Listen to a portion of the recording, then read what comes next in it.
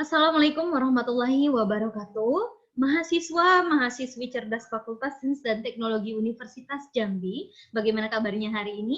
Semoga kalian selalu diberikan kesehatan dan selalu semangat untuk mengikuti perkuliahan di semester ini. Nah, ini adalah awal semester dan pertemuan pertama dengan Ibu. Mungkin masih ada yang belum kenal ya, jadi kita kenalan dulu. Tak kenal maka kenalan gitu ya, bukan tak kenal maka tak sayang gitu ya. Oke, perkenalkan nama Ibu Rahmi, biasanya dipanggil Ibu Mimi sama mahasiswa-mahasiswa yang lain. Ibu adalah dosen dari program studi kimia yang saat ini mendapatkan tugas tambahan sebagai ketua program studi D3 Analis Kimia. Nah, di sini Ibu merupakan salah satu dosen pengampu untuk mata kuliah dasar-dasar sains dan teknologi, ya. Jadi dasar-dasar sains dan teknologi ini biasanya disingkat dengan mata kuliah DDST. Mata kuliah DDST ini merupakan mata kuliah wajib fakultas.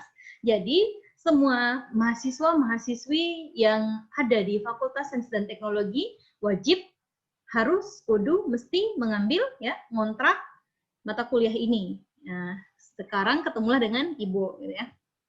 Oke. Nama mata kuliahnya dasar-dasar sains dan teknologi. Di sini Ibu nanti bersama tim yang lain, Ibu adalah dosen yang masuk pertama untuk mata kuliah ini. Ya, mungkin di sini perlu Ibu ini kan ya, apa namanya, Ibu perlu sampaikan dulu. Apa sih sebetulnya kenapa sih harus ngambil mata kuliah ini gitu ya. Nah, karena kalian sudah di Fakultas Sains dan Teknologi, kemudian ini ada mata kuliah, maka kalian wajib mengambil mata kuliah ini dan nama mata kuliahnya dasar-dasar sains dan teknologi. Kenapa nama mata kuliahnya bukan dasar sains dan teknologi ya? Tapi kenapa sih harus diulang? Nah, dasar-dasar itu menandakan betapa pentingnya dasar di sini sampai diulang 2 kali ya. Ada pengulangan dasar-dasar. Kalau kalian ketahui, dasar itu kan basic, landasan gitu ya. Apalagi dasar, basic, kemudian ini ya, basisnya gitu ya. Basicnya gitu ya. Nah, jadi yang namanya dasar itu berarti dia paling penting sekali. Konsep utamanya itu gitu ya. Dasar gitu ya. Landasan dari sains dan teknologi. Sekarang ada istilah sains, ada istilah teknologi gitu ya. Kemudian nanti ada lagi istilah sains dan teknologi. Nah, sebetulnya sains itu apa sih? Apakah sains itu MIPA? Apakah sains itu hanya bidang-bidang murni saja? Gitu ya? Apakah sains itu ilmu atau ilmu pasti gitu ya? Misalnya yang dikatakan sains itu kalian lebih sering dengan atau orang-orang lebih beranggapan bahwa sains itu di situ adalah ranah MIPA gitu ya. Nah, sebetulnya sains itu apa sih gitu. Nah, sains yang dimaksud di sains dan teknologi di sini di dasar-dasar sains dan teknologi ini di mata kuliah ini sebetulnya apa? Jadi kalau kalian searching, sains itu sebetulnya adalah ilmu. Sains itu adalah ilmu pengetahuan, titik, sudah gitu ya, sampai di situ. Jangan sesuatu itu kita kotak-kotakan, jangan sesuatu itu kita persempit ranahnya gitu ya. Sains, ilmu pengetahuan. Jadi maknanya itu luas, apakah hanya bidang MIPA saja, apakah hanya kimia, matematika gitu ya, fisika, biologi gitu. Apakah hanya sebatas itu saja? Tentu tidak.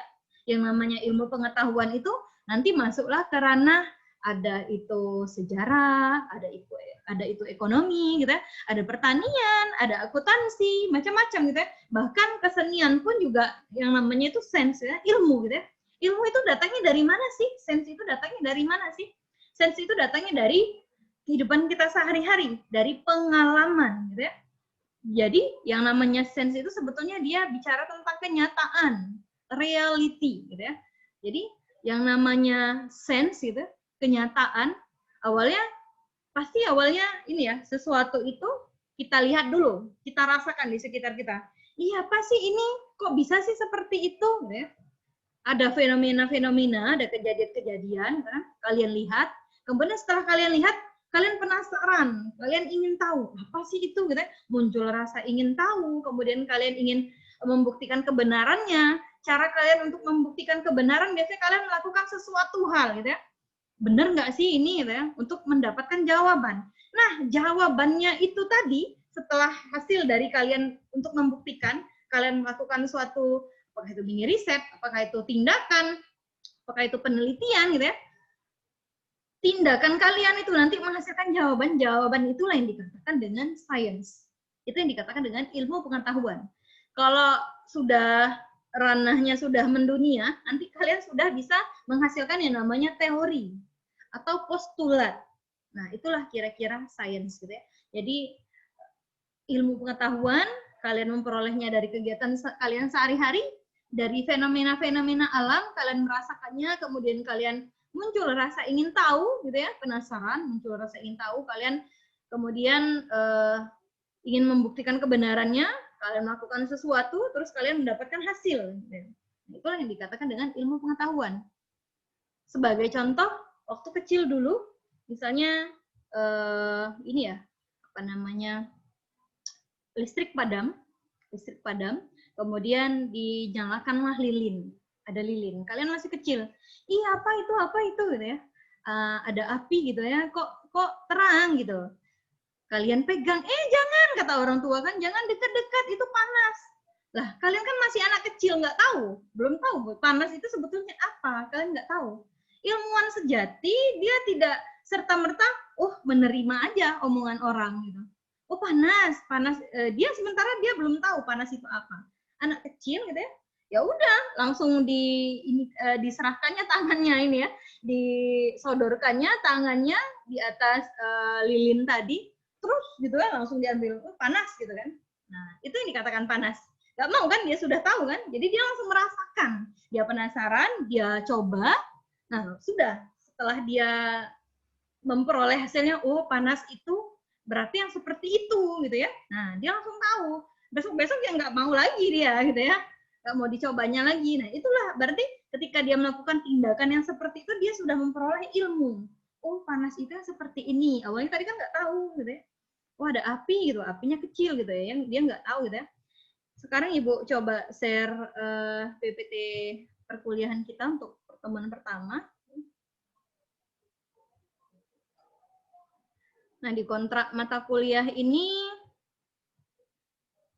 Ibu akan menjelaskan mengenai konsep. Nah, sebelum Ibu menjelaskan konsep dari sains dan teknologi ini, perlu Ibu sampaikan, di mata kuliah ini nanti kita akan bicara mengenai sains dan teknologi tentunya, konsep-konsepnya, kemudian ada tokoh-tokoh inspiratif, apakah itu tokoh dari bidang teknologi yang sudah mendunia, apakah itu ilmuwan-ilmuwan gitu ya. Kemudian nanti kita juga belajar tentang metode ilmiah. Kemudian nanti ada teorinya, kajian-kajian ilmiah, dan sampai nanti ke penerapan-penerapan di bidang masing-masing. Nanti ada matematika, analis, industri, geologi, tambang, biologi, gitu ya, dan banyak lagi bidang yang lainnya. Ini sebagai pengantar untuk mata kuliah ini. Nah, nanti di sini kita akan berbicara juga, selain konsep dan maknanya, kita akan berbicara juga tentang manusia sebagai subjek dan objek dari dampak dari ilmu pengetahuan itu sendiri. Tadi kan ada sains, ada teknologi, nanti pengaruhnya ke ilmu pengetahuan dan teknologi, kemudian nanti dampak penyalahgunaannya gitu ya. Kalau ada dampak, pasti ada dampak positif, ada dampak negatif. Nanti kita bahas tentang ini. Nah, konsep sains dan teknologi tadi sudah Ibu singgung. Nah, sains itu ilmu gitu ya. Tadi ilmu pengetahuan, singkatnya itu. Kalau kalian ditanya, apa sih sains itu gitu ya? Ya udah bilang ilmu aja udah gitu, right gitu ya, udah benar gitu ya. Sains, ilmu pengetahuan gitu. Kemudian di sini mengartikan bahwa sains adalah ilmu yang dapat diuji kebenarannya. Tadi kan, jangan dekat-dekat lilin itu panas gitu, ada api gitu kan. Nah, tapi kalian kan penasaran, kalian coba gitu ya. Panas nggak sih? Ternyata panas, kan langsung lari gitu ya. Nah itu ya, yang dapat diuji kebenarannya, ternyata memang panas gitu ya. Kemudian dikembangkan secara bersistem dengan kaidah-kaidah tertentu berdasarkan kebenaran atau kenyataan semata. Yang namanya ilmu selalu berkembang dari masa ke masa. Kalau berkembang dari masa ke masa, kira-kira kenapa kok bisa berkembang? Berarti ada kelanjutan dari ilmu. Zaman dulu orang cuma menulisnya pakai ini, pakai ini ya, zaman batu ibaratnya, kata orang kan, pakai ini ya, di atas batu nulisnya, atau nulisnya di atas di atas kayu gitu ya, di atas daun gitu. Atau dulu masih pakai kapur tulis. Sekarang sudah semakin berkembang, udah ada pulpen, udah ada pensil, kemudian kita sudah bisa ngetik di ini gitu ya, sudah ada laptop gitu ya, sudah ada gadget gitu ya. Nah, semuanya sudah bisa jadi alat tulis gitu ya. Bukan alat tulis itu bukan serta merta yang ini lagi apa namanya, seperti kertas aja gitu ya. Nah, bukan harus yang seperti ini aja gitu ya. Jadi apa namanya, seperti gadget kita gitu ya, itu juga sudah bisa dibilang ini juga apa, perlengkapan tulis juga itu sudah suatu kemajuan gitu ya, dari masa ke masa gitu ya, semakin ke sini terus dirombak, kemudian dilakukan pengembangan, kemudian lebih canggih lagi gitu ya. Nah, kemudian muncul namanya teknologi. Tadi science itu ilmu pengetahuannya, ilmunya. Sekarang ada teknologi. Nah, sebetulnya teknologi ini apa sih gitu? Apakah teknologi itu hanya berbicara tentang laptop? Apakah teknologi itu hanya berbicara tentang software? Apakah teknologi itu hanya bicara tentang gadget gitu ya? Apakah teknologi itu hanya sebatas itu saja gitu?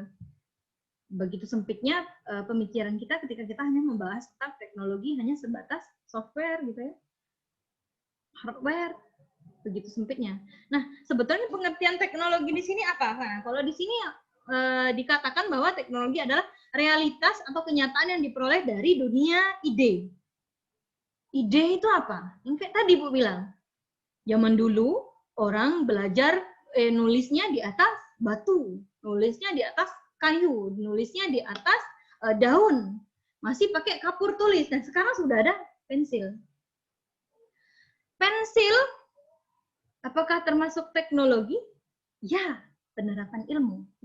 Ini penerapan ilmu. Kemudian, Ibu lanjutkan lagi di sini, teknologi dianggap sebagai penerapan ilmu pengetahuan. Nah, itu tadi, dari masa ke masa terus berkembang. Ya. Dalam pengertian bahwa penerapan itu menuju pada perbuatan atau perwujudan. Perbuatan, kalau kita lihat ya di masa-masa sebelumnya gitu ya, zaman-zaman dulu gitu ya, misalnya kita ingat ke zaman-zaman purba, apakah mereka sudah mengenal pakaian? Belum ya. Nah itu, jadi adanya penerapan ilmu gitu ya, dan semakin kesini semakin canggih gitu ya. Apakah hanya dalam bentuk perwujudan, tapi ada juga istilah teknologi itu dalam bentuk perbuatan ya, tingkah laku tadi gitu ya. Adanya perubahan-perubahan yang semakin baik itu juga dampak dari teknologi. Jadi ada science, ilmu pengetahuannya, kemudian ada penerapannya. Penerapan itu adalah teknologi. Jadi teknologi itu tidak hanya sebatas ada gadget, ada software, ada hardware gitu ya, pakai laptop gini gitu ya. Enggak, tidak sebatas itu saja. Yang namanya teknologi pokoknya penerapan ilmu apapun itu gitu ya. Apakah meja gitu ya? Meja termasuk teknologi? Ya. Yang namanya teknologi itu, kenapa sih muncul teknologi gitu ya?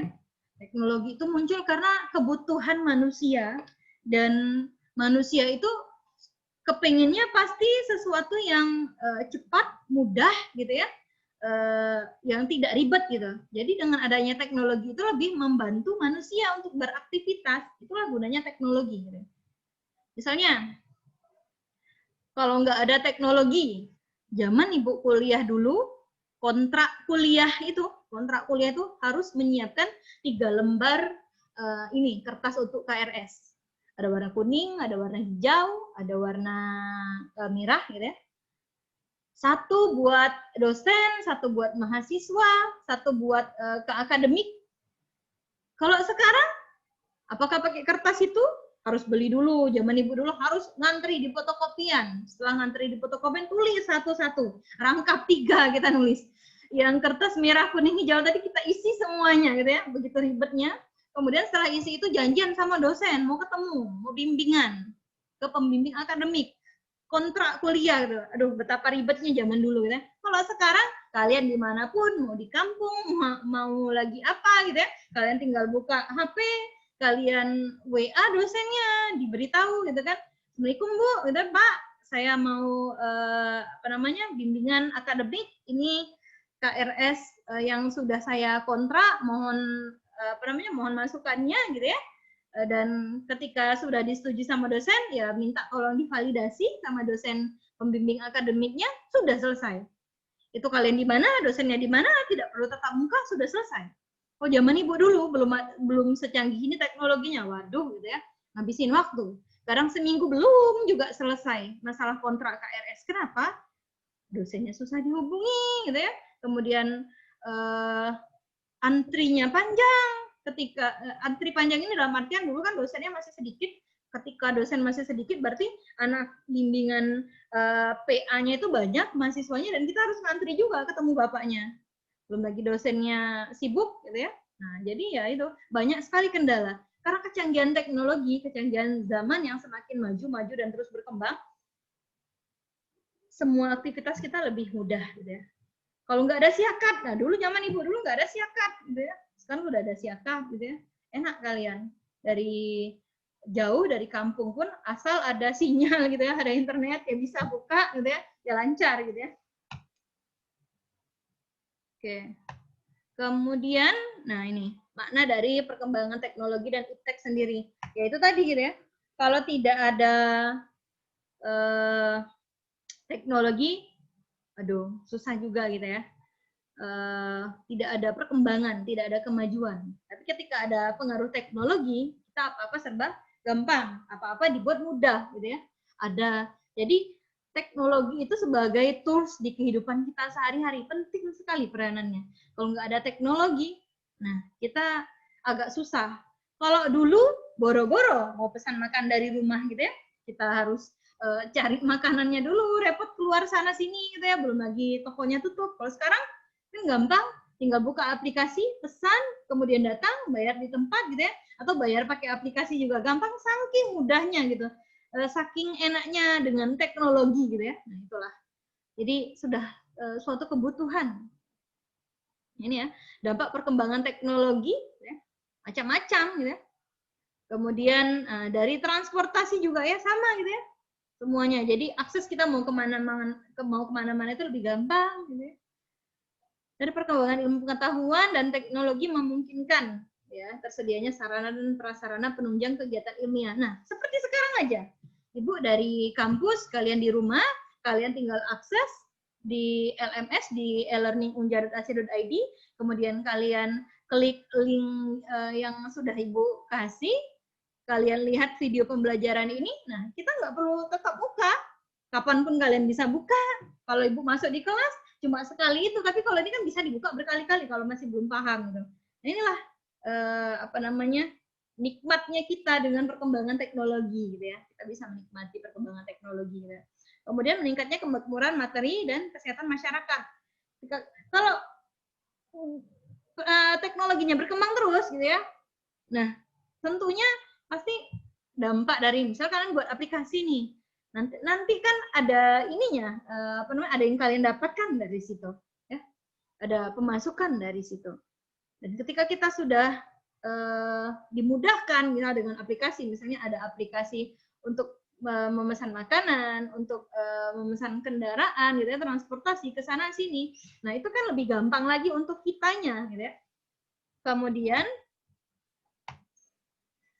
nah, ini kita sudah bicara tentang iptek dan nilainya. Jadi, ketika kita sudah bicara tentang sains dan teknologi, kita tidak akan pernah lepas dari yang namanya ilmu pengetahuan dan teknologi. Ya, ilmu pengetahuan dan teknologi itu sangat memudahkan sekali kita untuk berkomunikasi. Misalnya Ibu di sini, kalian di kampung, gitu ya, tinggal di WA saja, gitu ya. Nah, langsung bisa masuk ke Ibu dan langsung direspon gitu ya. Kalau ibunya lagi nggak sibuk ya, langsung direspon gitu ya. Tapi kalau sibuk juga lambat responnya. Nah ini, maksud dari gambar ini adalah, Ibu ulangi lagi, kalian lihat ini gambarnya. Nah, akses dari orang satu ke orang yang lain begitu cepat sekali karena pengaruh dari teknologi tadi. Misalnya ada info nih, infonya masih belum valid. Oh, ada pasien COVID nambah 2 orang di sini. Itu baru curhat aja, nanti langsung disebar. Padahal itu masih belum valid. Saking cepatnya pengaruh teknologi tadi, gitu ya. Seperti itulah zaman sekarang. Ya, peranan ICT di sini sangat berperan penting.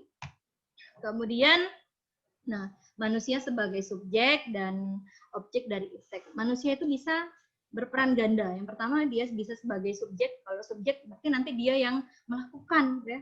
Dia yang membuat. Misalnya aplikasi tadi, dia misalnya membuat, gitu kan? Dia menciptakan aplikasi, gitu. Kemudian dia yang menggunakan juga nanti. Nah, kapan dia menjadi objek? Misalnya di ranah kesehatan. Misalnya untuk ini ya, apa namanya, pengecekan darah, misalnya perlu pakai alat gitu ya. Nah, yang pertama dia tadi sebagai subjek, dia yang membuat, nanti dia bisa juga jadi objek dari teknologi itu sendiri gitu ya. Kemudian di sini penerapan teknologi di bidang industri ya macam-macam. Ada di bidang pertanian, coba bayangin kalau tidak ada perkembangan teknologi dari apa namanya sampai sekarang orang masih ini ya, masih main cangkul gitu ya, masih pakai ini ya, bajak gitu ya, karapan sapi gitu ya. Tapi kalau sekarang coba kalian lihat ya di media-media sering kita temukan ada alat di sawah itu ya, tinggal ditaruh terus sudah langsung ini apa namanya? Sudah dibuat tempat-tempat untuk ininya, apa namanya? Tempat untuk pembibitannya, kemudian langsung pembibitannya udah langsung bisa dimasukkan ke situ, udah di set gitu ya, saking canggihnya teknologi itu tadi gitu ya. Nah, itu di bidang pertanian dan di bidang-bidang yang lainnya juga seperti itu ya. Jadi teknologi ini sangat berperan penting dalam kehidupan kita sehari-hari, sangat membantu kebutuhan kita. Kemudian juga di bidang kedokteran, di bidang kesehatan, semakin canggihnya. Sebelum-sebelumnya heboh gitu ya, apa namanya, nanoteknologi gitu. Nah, nanoteknologi di sini, kenapa sih dulu sampai heboh nanoteknologi gitu ya? Nah, sebelumnya kan belum ini ya, belum ngetren. Kalau sekarang kan udah agak reda ya, udah biasa gitu ya dengan nano gitu ya. Bahkan sampai ke dunia kecantikan pun sekarang juga ini ya sudah sangat ini ya mendarah daging, sudah sangat familiar orang dengan istilah nano gitu. Kalau dulu ya belum gitu ya. Nah, dengan adanya teknologi tadi, kemajuan penelitian, riset gitu ya, mulai dikembangkan untuk dunia-dunia kesehatan. Kenapa sih yang nanoteknologi dulu sampai ngetren gitu ya? Karena dengan semakin kecilnya ukuran ini ya, apa namanya, obat gitu atau misalnya produk-produk kecantikan yang dibuat dari nanoteknologi tadi, nanopartikel gitu ya. Nah, maka semakin besar luas permukaannya. Ketika luas permukaan itu semakin besar, maka reaksinya akan lebih cepat lagi. Ya. Makanya orang ini ya, apa namanya, dulu sempat heboh sekali ya, nanopartikel, nanoteknologi gitu ya. Untuk dunia medis. Kemudian ada juga, nah robot gitu ya. Rasanya dulu robot itu kayak mustahil sekali mungkin bagi kita gitu ya. Tapi dengan adanya ini apa namanya, dengan adanya teknologi, robot itu sudah sangat membantu sekali gitu ya. Misalnya ada operasi jantung, gitu ya. Sudah pakai cincin itu kan juga sudah ada ini. Kalau bayangan kita mungkin yang namanya robot itu adalah yang benar-benar ini ya, apa namanya, kayak kopas dari apa namanya, manusia mungkin ya gitu ya. Bukan yang namanya robot kalau di istilah apa namanya, teknologi itu yang seperti cincin itu tadi gitu ya. Nah, itu juga bisa dikatakan sebagai robot gitu ya, untuk apa namanya, membantu tim medis tadi gitu ya, untuk pemasangan cincin di ini apa namanya, di jantung gitu ya. Ada robotnya itu kayak chip aja gitu ya. Jadi dia nanti bisa jalan sendiri gitu ya. Nah, itu seperti itu. Kemudian penerapan teknologi di bidang industri yang lain ada di bidang komunikasi tadi ya, sudah Ibu ini kan sudah Ibu paparkan juga, sangat efisien sekali, sangat membantu sekali peranan komunikasi gitu ya. Dari jauh aja kita sudah bisa berkomunikasi dan sangat cepat gitu ya. Kecepatannya juga ini. Kemudian di bidang pertahanan dan keamanan, ini kalian bisa baca sendiri di sini, ini hanya pengantar saja. Kemudian, nah, dampak penyalahgunaan iptek. Tadi kan sudah Ibu bilang, kalau dampak ini kita akan bicara dari dua sisi, dampak positif dan dampak negatif. Nah, ini adalah dampak negatifnya. Ini yang pertama gitu ya, terjadi perubahan struktur zat. Tahu ya, ini sempat heboh dulu tentang nuklir. Ya. Jadi ini dapat merusak sel tubuh, gitu ya, berakibat ini kanker, karsinogenik, gitu ya, penyebab kanker. Ya, jadi mesti berhati-hati juga gitu. Kemudian polusi, yang namanya polusi itu pencemaran. Yang namanya pencemaran berarti dia awalnya, nih ya, Ibu kasih contoh ini ya, misalnya nih. Ini warnanya bening. Kalau kalian pergi ke Gentala Arashi, kalian lihat di bawah ada Sungai Batanghari, kalian lihat di situ warna airnya apakah sama seperti ini? Sudah jauh beda ya. Itu berarti sudah mengalami pencemaran. Nah, itulah yang namanya polusi, pencemaran gitu ya. Berarti sudah sesuatu itu sudah berubah gitu ya. Nah, sudah ada campur baur dari zat-zat yang lain, partikel-partikel yang lain gitu ya. Nah, polusi itu macam-macam, ada pencemaran air, udara gitu ya, tanah gitu ya. Nah, bahkan suara pun ada pencemaran juga gitu ya. Bukan pencemaran air dan tanah aja gitu ya. Kemudian ada pencemaran sosial dan budaya. Nah, ini ternyata yang namanya pencemaran itu bukan pencemaran air, tanah, dan udara saja. Ternyata pencemaran yang lain pun juga bisa dikatakan dengan kategori pencemaran. Gitu ya. Di sini contohnya pencemaran sampah plastik. Nah, dengan adanya kemajuan teknologi, ya, para peneliti sudah mulai memikirkan gimana sih caranya mendaur ulang plastik-plastik yang kian lama kian menumpuk jadi sampah gitu ya, yang tidak bisa didaur ulang gitu ya. Nah, kalau kalian searching di YouTube, coba kalian buka, kalian kasih keyword ini ya, Muryani gitu ya. Bapak itu hanya tamatan SD. Bapak itu biasa di tempat pembuangan akhir ini ya, tempat sampah gitu. Karena mungkin terbiasa yang Ibu bilang tadi, sains itu kan dari melihat, kemudian dia penasaran, dia cari tahu gitu ya. Kemudian nanti timbullah suatu ilmu gitu. Timbullah suatu jawaban yang nanti apa namanya? Yang berdasarkan kajian-kajian yang berdasarkan penelitian kalian tadi. Awalnya Pak Muryani itu hanya membakar sampah, mungkin sampah plastik dibakarnya, dia melihat di situ ada fenomena, oh plastik yang tadi setelah dibakar, setelah dikasih panas, meleleh gitu ya. Awalnya dari situ, kemudian dia sekarang sudah bisa merubah plastik yang tadi gitu ya, yang awalnya sampah, yang awalnya limbah gitu ya, sekarang sudah menjadi bahan bakar minyak gitu ya. Sekarang bapaknya terkenal sebagai profesor sampah, padahal cuma tamatan SD loh, gitu ya. Cuma tamatan SD bisa jadi profesor sampah. Gitu ya. Beliau sudah ini sudah pernah diundang di Hitam Putih juga. Nah, kemudian kalau kalian pengen lihat, bisa ketik aja ininya Muryani, gitu ya, profesor sampah di Jawa Timur beliau. Gitu ya. Kemudian, nah bicara tentang pencemaran udara, nah kemarin ya kita sendiri ya merasakan di Jambi gitu ya, lagi banyak asap gitu ya. Jambi ini pokoknya asap lah terus gitu ya.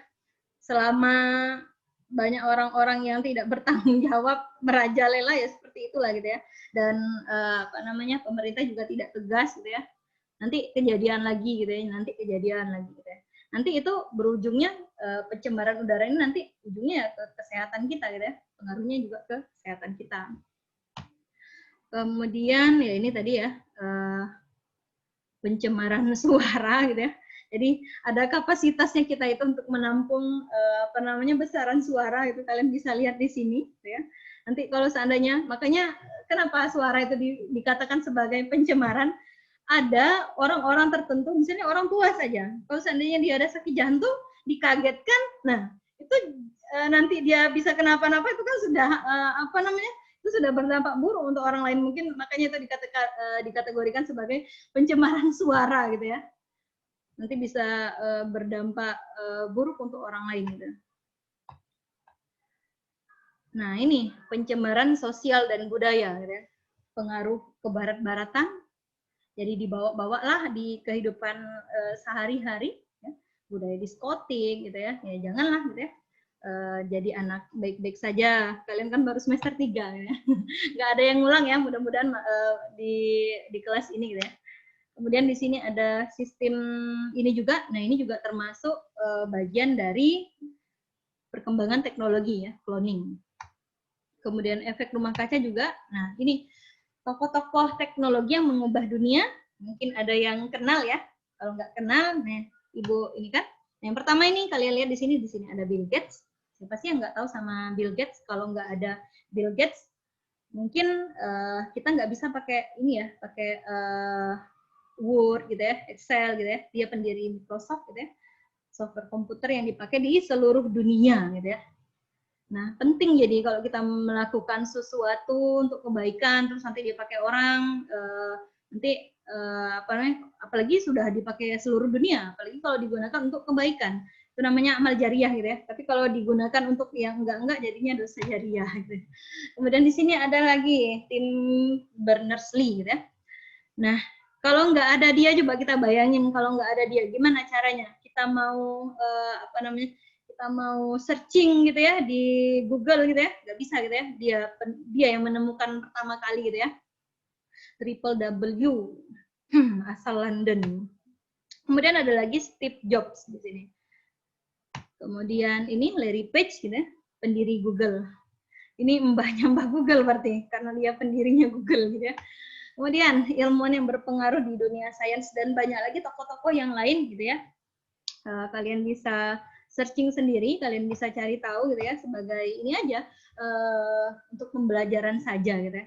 Ya mungkin di pertemuan awal ini tentang konsep sains dan teknologi mungkin cukup sampai di sini dulu ya. Nanti kita bisa buka forum diskusi kalau seandainya mau ada yang perlu didiskusikan. Setiap minggunya nanti Ibu akan kirimkan materi-materi di e-learning Unja. Silahkan kalian buka akun masing-masing e-learningnya.